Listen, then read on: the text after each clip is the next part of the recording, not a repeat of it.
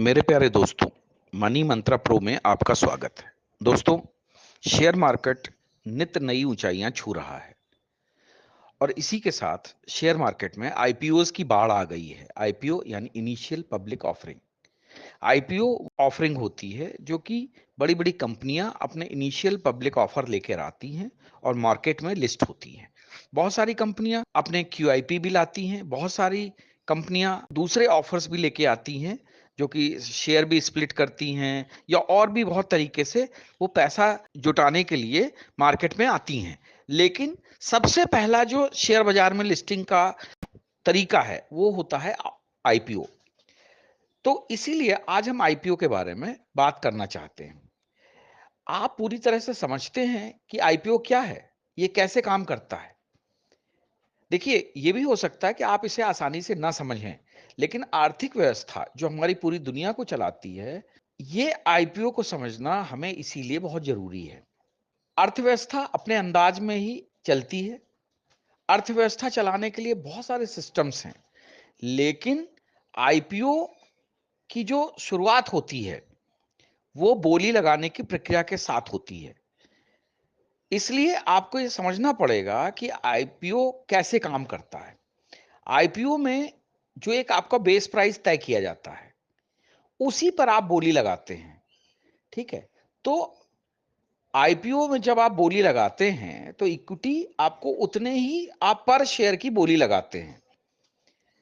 इसलिए आपको सबसे पहले डीमैट अकाउंट के थ्रू आईपीओ में अपनी बोली लगानी पड़ती है। आजकल तो सारा कुछ आपने देखा ऑनलाइन हो गया, आपको बताया जाता है कितने शेयर आप खरीदेंगे, पर शेयर की कीमत क्या है, उसी हिसाब से आपको पैसा जमा होना होता है। अब वो पैसा जो है ऑनलाइन प्लेटफ़ॉर्म के उपयोग करके आप पैसा जमा कर देते हैं और जिस कंपनी में आपको विश्वास होता है, जिस कंपनी को लगता है कि वो अच्छा ग्रोथ करेगी, उसी में आप पैसा लगाते हैं।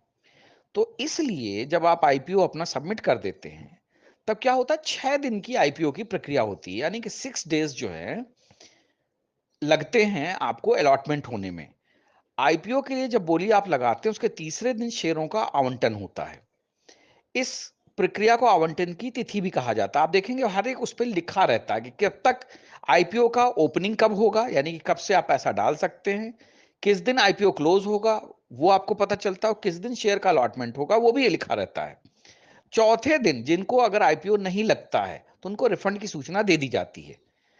पांचवां दिन जो होता है बहुत महत्वपूर्ण होता है क्योंकि वो शेयर जो कि अगर आपको आईपीओ में अलॉट हुए हैं, तो वो डीमैट अकाउंट में आपके चले जाते हैं और फिर आपको इन शेयरों के जमा होने के बाद बारे में भी सूचित किया जाता है। और अगर आपके शेयर आपके डीमैट अकाउंट में जमा नहीं हुए, तो फिर आपके जो पैसे आपने दिए हैं, यानी कि आपको अलॉटमेंट नहीं हुआ और वो पैसे आपके डीमैट अकाउंट में वापस कर दिए जाते हैं। और जो लास्ट डे होता है 6 डे, उस दिन आईपीओ शेयर बाजार में लिस्ट होता है। आईपीओ की जो कीमत होती है, जनरली आजकल जो बाजार में तेजी देखी जा रही है, उसमें ज्यादातर ऐसा देखा गया कि आईपीओ ऊंचे दाम पर खुलते हैं और जब आप मतलब जो है उन देखते हैं शेयर मार्केट में, तो आपको लगता है जैसे आपने किसी आईपीओ का 10 रुपए का आईपीओ का शेयर खरीदा और उसकी लिस्टिंग 12 रुपए या 15 रुपए पे हुई, तो आदमी ये जनरली देखता है कि उसको उतने परसेंट का 10% 20% का फायदा हुआ है। तो उससे कंपनी की एक आप तो आपको वैल्यू भी पता चलती है कि कंपनी अच्छी है, तभी लोग उसमें पैसा लगा रहे हैं, क्योंकि खुलने के बाद ही लोग शेयर खरीदना शुरू करते हैं। बहुत सारे लोग आईपीओ में पैसा नहीं लगाते हैं और अगले दिन मतलब जब खुलने के बाद डायरेक्ट मार्केट से खरीदते हैं। तो इसलिए आईपीओ जिस दिन 6 डे पे जब खुलता है, लिस्टिंग होता है, तो अगर आपको लिस्टिंग हुई है या लिस्टिंग नहीं हुई है तो आपको पैसा वापस मिल जाएगा। लिस्टिंग हुई है तो आपके शेयर 5वें दिन डीमैट अकाउंट में वापस मतलब आपके डीमैट अकाउंट में चले जाएंगे और छठे दिन उनकी लिस्टिंग होगी। तो इसलिए ये आईपीओ के बारे में आपको जानना बहुत जरूरी है। दूसरी चीज क्या है, आपको ये भी समझना पड़ेगा आईपीओ का सब्सक्रिप्शन क्या है। देखिए, आईपीओ का एक साइज होता है।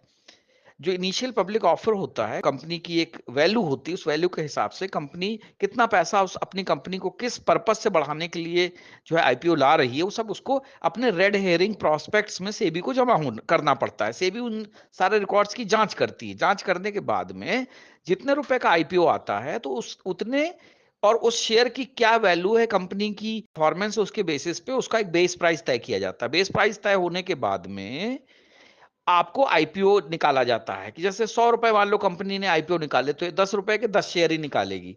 तो वो इस तरीके से जो भी उसकी साइज होगा, जितना पैसा उसको लेना है, और उसमें शेयर प्राइस जो डिसाइड हुआ उसको डिवाइड करके टोटल नंबर ऑफ शेयर्स निकाले जाते हैं। फिर आपको बताया जाता है कि मिनिमम आप 100 शेयर लगा सकते हैं, 200 लगा सकते हैं, 1000 लगा सकते हैं, और कितना मैक्सिमम समय होगा, मतलब कितना मैक्सिमम पैसा आप लगा सकते हो और कितने मैक्सिमम शेयर आप परचेज कर सकते हैं, वो आपका पूरा सब्सक्रिप्शन में दिया होता है। ये पूरी की पूरी जो जानकारी होती है, वो आप जब शेयर सब्सक्राइब करने जाते हो, आईपीओ में पैसा लगाते हो, तो ये सारी चीजें उस पर लिखा रहता है। तो इस तरीके से टोटल जो है सब्सक्रिप्शन आपको पता चल जाता है कि टोटल कितने हजार या कितने लाख शेयर जो है आपके मार्केट में आए हैं और कितना उसमें सब्सक्रिप्शन हुआ। कभी मान लो कंपनी ने एक निश्चित 100 शेयर बेचने हैं और 100 लोगों ने अप्लाई कर दिया एक एक शेयर के लिए, तो वो 100% सब्सक्रिप्शन हो गया। कभी कभी क्या होता है कि 100 शेयर पे 400 लोग अप्लाई कर देते हैं, यानी 400% सब्सक्रिप्शन हो गया। यानी कि अब जब लॉटरी निकलेगी अलॉटमेंट की, तो 4 में से एक आदमी को शेयर मिलेगा। तो ये चीज सब्सक्रिप्शन के ऊपर डिपेंड करती है कि आईपीओ का सब्सक्रिप्शन कितना हुआ है और कितने लोगों ने उसमें अप्लाई किया है। ठीक है। अच्छा, कुछ ऐसा भी होता है कभी कभी अगर आप गलत फॉर्म भर देते हैं, गलत जानकारी देते हैं, तब भी आपको अलॉटमेंट नहीं होता है। तो ये भी एक बहुत मतलब जो है महत्वपूर्ण बात होती है कि अगर कभी कभी शेयर जो ओवर सब्सक्राइब होता है, तो आपको दिल छोटा करने की जरूरत नहीं है। अगर आपको शेयर नहीं मिला है तो कोई बात नहीं, आपका पैसा वापस आ जाएगा, क्योंकि वहां पर बोलीदाता ज्यादा थे। तो ये सारी चीजें जो है आपको ध्यान में रखना होगा। ये कभी कभी आईपीओ अंडर सब्सक्राइब होता है, कभी ओवर सब्सक्राइब होता है, इन सारे टर्म्स कंडीशंस को आपको देखना होगा। सो आईपीओ जो है इस चीज पे डिपेंड करता है कि वो कंपनी कैसी है, कंपनी की पास्ट परफॉर्मेंस क्या है, कंपनी क्या बनाती है, कंपनी के फ्यूचर प्रोस्पेक्ट्स क्या हैं, और कंपनी किस तरीके से शेयर मार्केट में अपना कार्य कर रही है। फिर जब लिस्टिंग होती है, शेयर जो स्टॉक एक्सचेंज होते हैं उस पे मतलब बीएसई एनएसई पे सूचीबद्ध होते हैं, और फिर उन शेयरों का ट्रेडिंग शुरू हो जाती है। अंडर राइटिंग, आपने एक शब्द सुना होगा, अंडर राइटर वो आदमी होता है जो एक माध्यम है, एक मीन्स है, जिसके जरिए कंपनी जो है अपना ये शेयर का पूरा जो आईपीओ लाने का काम करती है। और ये सारा का सारा जो है ये लोग बेसेबी के अधिकारियों के साथ मिलकर ये पूरा का पूरा जो है रेड हियरिंग प्रोस्पेक्ट्स बनाते हैं और उसको सबमिट करते हैं, और जो भी एनोमलीज होती है उसको दूर करते हैं। तो अंडर राइटर का बहुत बड़ा रोल होता है। ठीक है। और जो कट ऑफ प्राइस, जैसे मैंने बताया कि हर शेयर की एक कट ऑफ प्राइस रहती है। एक आजकल प्राइस बैंड भी देने लगे कि 10 से 12 रुपए के प्राइस बैंड का है, या 100 से 120 का प्राइस बैंड का, यानी कि आप कितने रुपए मैक्सिमम तक उस शेयर की बोली लगा सकते हो। तो वो भी आजकल एक कट ऑफ प्राइस जो है आईपीओज में आने लगा है। और फ्लोर प्राइस, यानी कि जो नीचे का प्राइस है, जो सबसे नीचे की मिनिमम बोलीदाता का प्राइस है, वो that is called floor price. तो ये सारी चीजें रहती है। लॉट साइज, जैसे मैंने बताया कि आप 100 शेयर खरीद रहे हैं, या उसमें दिया रहता है कि नहीं अब आजकल आप 1000 शेयर ही खरीद पाएंगे, या 2000 खरीद पाएंगे, या 50 शेयर खरीद पाएंगे। तो जितने मिनिमम क्वांटिटी आपको कंपनी ऑफर करती है वो लॉट साइज कहलाती है। तो दोस्तों, इस तरीके से आपको समझना पड़ेगा कि जो हमारे आईपीओज आ रहे हैं उनको पूरी तरीके से छानबीन करके आप उसमें पैसा लगाएं, साथ ही अपने इन्वेस्टमेंट को अच्छी तरीके से देखते रहें, ताकि जब आपको मौका मिले, अगर आपका प्रॉफिट हो रहा हो, तो आप उससे बाहर निकल सकें। शेयर बाजार टोटल स्पेकुलेटिव होता है। शेयर बाजार में पेशेंस बहुत जरूरी है। शेयर बाजार एक ऐसा कार्य है कि जिसमें आपको बहुत ही ज्यादा धैर्य की आवश्यकता होती है, क्योंकि कंपनियां जो है प्रॉफिट कमाती हैं, वो धीरे धीरे कमाती हैं, और जैसे जैसे कंपनी ग्रो करती है वैसे वैसे आपका शेयर भी ग्रो करता है। इस बात को आपको ध्यान में रखना चाहिए। दोस्तों, अगर आपको जानकारी अच्छी लगी हो तो लाइक करें, शेयर करें, सब्सक्राइब करें। जय हिंद, जय भारत।